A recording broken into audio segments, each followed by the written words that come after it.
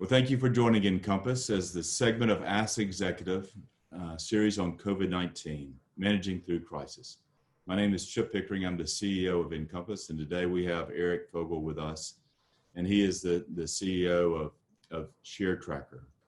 As CEO of INCOMPAS, I know firsthand the importance of data and the decision-making as it relates to the decision-making and problem-solving that is needed, especially during a crisis. So during the time of COVID-19, what we're trying to do is understand what is happening during the pandemic and in the world of communications, how it is impacting people every day as they work and learn from home, how we're adapting as we go through this crisis in the pandemic. We're very proud to have ShareTracker as a member, and Eric Fogle is our guest today. And he's going to talk about what he is seeing in the analytics associated with COVID-19. For more than 10 years, ShareTracker, the largest telecom market research company in the U.S., has been part of providing a product portfolio the most comprehensive set of aggregate share and record databases available, serving the wireless, wireline, telephony, broadband video segments, and with business residential analytics. ShareTracker, as I said, is the largest market research company, and they're dedicated to show how they can measure products and how they can give fast, nimble, efficient data for our companies and the industry to use and then respond and develop their strategies and business plans. So, Eric, as we get into our questions, tell me a little bit about how you and your family are doing during the COVID crisis, your employees, and how y'all have worked and adapted and been flexible during this time of the crisis. Well, I think, like most people in the country, we've taken it in 3 steps, right? First and foremost, our company is spread across 16 states. So we have, as this spread from the coasts into the central part of the U.S., we had a kind of rolling impact. But we were 80% work from home and remote before COVID. So the transition to 100% work from home was relatively smooth for us. You know, the main thing for us is make sure our employees were taking care of their families. You know, I guess they call them coworkers, the kids that suddenly were home from school every day, the number of different things. A little bit of distraction there, but not a lot. But we've been largely, fortunately, able to continue business as usual, which has allowed us to focus more of our energy on our clients because we didn't need to do a lot to be prepared for this. So that was, for us, is good. But we're, you know, as horrific as this disease has been in terms of the impact in the U.S., we've been largely unscathed, which is a fortunate position for us. Well, as all of us in the industry and in Washington and the policymakers have tried to see exactly what is happening during this crisis, how are the networks functioning? What is the demand on the networks? How are the networks responding? ShareTracker has been critical in giving us the data and the analytics that your company provides. We've been able to use that in our website, provide that to the FCC, to members of Congress as they think through the responses that are needed.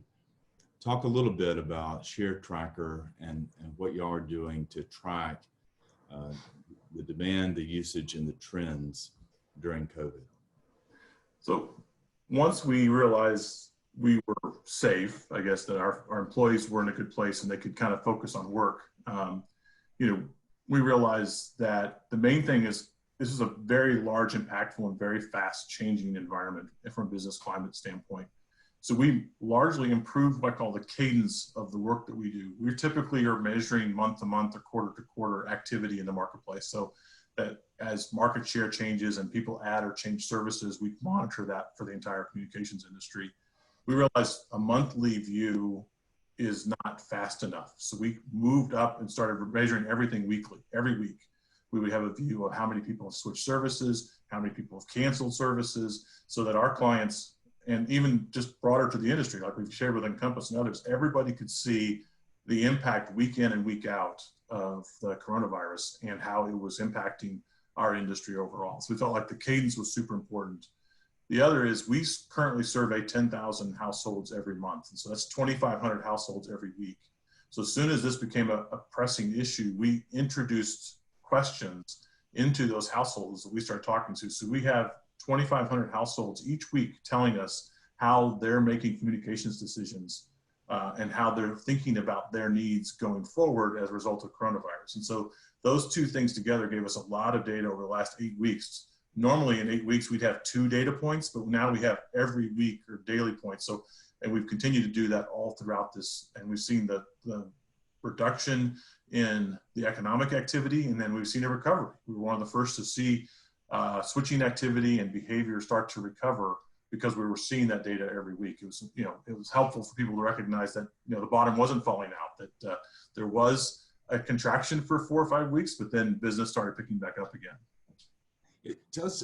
Give us a quick summary of your major findings in the early stages of the response to COVID, and now the summation of the trends coming as we come out of the crisis and move into recovery. Tell us what some of the major trends that you've seen in the process and lessons we can learn from that. Well, I think the first thing we're seeing is, for one, there was about 4 weeks when everybody was, for lack of a term, panicking about the coronavirus. We were very uncertain about the future, the direction. And so as a result, there wasn't a lot of people looking at their communications needs. As long as everything was working, they were keeping everything the same. So a lot of switching activity was not happening. Once people got comfortable that they were safe and secure and they had a plan, then you start seeing all the trends we normally see all get accelerated. So people that were now suddenly working from home need better bandwidth at home, right? And so also need voice over IP, so they can take their phones that was at an office and seamlessly transport it to their home location or where they happen to be. So we see that trend accelerating. So on the B2B side, we see a lot of, because the workplace has been largely displaced, right? A lot of people have moved where they are working, and so they need their high quality internet they have at the office and their high quality phone system at the office and now at home. Similarly, other trends that we've been seeing that are happening, like improved bandwidth on the consumer side, OTT became super important, giving people something to look at and watch on TV, especially with live sports, being canceled for the large part. OTT has suddenly accelerated. So you're just seeing a lot of trends that have been happening that we expected to play out over the next couple of years get compressed into a 2 to 3 month time frame. So that's been a big part of what we're seeing. And, hyper local is super important in terms of measuring and watching all of this activity. Now, your data has been very helpful as we've communicated with the policymakers in DC, again at the FCC and on Congress, to show this dramatic shift from the business enterprise demand into the residential home. Is that usage and demand? It really has, I think, been very helpful as we try to communicate what are the policy recommendations to help the companies that serve the business market or the residential market or in combination. And I do think that we're seeing a transformation for our member companies and the economy as a whole. We were already in a network dependent age. This has made the networks indispensable, the critical, the essential. And I think it is also for policymakers, how do you get broadband connections everywhere to everyone? And that we'll see that play out over the coming months and the coming years. But talk a little bit about how you communicate to those who are using your service through social media, through your blog, and just talk a little bit about that. So I think for us, we obviously have a lot of clients, and so the clients get the premium level service. They get access into data. We do a lot of support. They can ask questions, provide a lot of support to them directly. But we also felt like there's a broader industry activity going on. So that's where we felt like the broader industry changes that were going on needed to be supported and communicated across the industry. And so again, that's a social media presence where each week we're sharing the key trends we're seeing from that week so that the industry overall can make informed and intelligent decisions. For folks who've been making decisions based on how they ran their business over the last several years, it's all changed. So we want to make sure that everybody had a comfortable baseline of data to support. And so we did that through social media. Also, there are a lot of partnerships with folks like you that are out there talking to a lot of clients, talking to a lot of the industry, making sure that there's, again, that foundational information about what's happening so people can make good policy decisions, good business decisions, good personal decisions around how, that we felt like data drives decision making. And so the better data we can provide out there, the better decisions that people will make. Well, I really want to thank you. The insights and the data that you've given INCOMPAS that we then share with all of our member companies and with policymakers, I really think has been extremely helpful as our companies have made strategic decisions, crisis decisions, and then managed their networks and then made plans for the future, for the recovery as we come out. And that's both on the policy side and the practical everyday management of our member companies. So we want to thank ShareTracker for the data and the analytics that you do. So tell me, what is on the horizon that you're going to be following as we move from recovery and hopefully as we look at 5G and the trends of the future networks and advanced networks and the applications that are going to come as a result of the infrastructure, the telecom and broadband infrastructure investments that we're seeing playing out right now. So what will the future look like over the horizon? So very short term, I think there's a lot of activity the next few months, just looking at the recovery. There's a lot of businesses that are going to go out of business as a result of the economic impact. There's others that will not. There's a lot of people moving their office locations and other things. And with hotspots and coronavirus, flare-ups, things like that, that's going to be a hyper-local thing that's going on. Very short term, we feel like it's going to be just managing and monitoring business activity locally so people can make decisions about what they do in Atlanta versus what they do in Colorado versus California versus New York versus Missouri. So that's super, super near term. Beyond that, what's happening is OTT, which we saw a trend going over the next couple of years, looks like it has accelerated dramatically over just the last 8 weeks. So seeing where that trend steady state moves in terms of what is the OTT adoption and how that impacts cable is important. And then the big change that's coming for everybody is where 5G comes in. It's the first technology that allows wireless to substitute for wireline from a broadband standpoint. And so you see a lot of concern on both sides, where it gets deployed, what the competitive dynamics are, how quickly it's being adopted, what the economics are around those solutions. So we're monitoring and have been monitoring 5G very, very closely just because of the fact that it's such a disruptive technology and changes the playing field. You now have new players in the markets that you may not have, and new competitors. And so that's a big piece for us, is to continue to monitor those deployments over the next 12, 18, 24 months and the impact they have on the communities as they roll out. Now you live in rural Missouri. I do.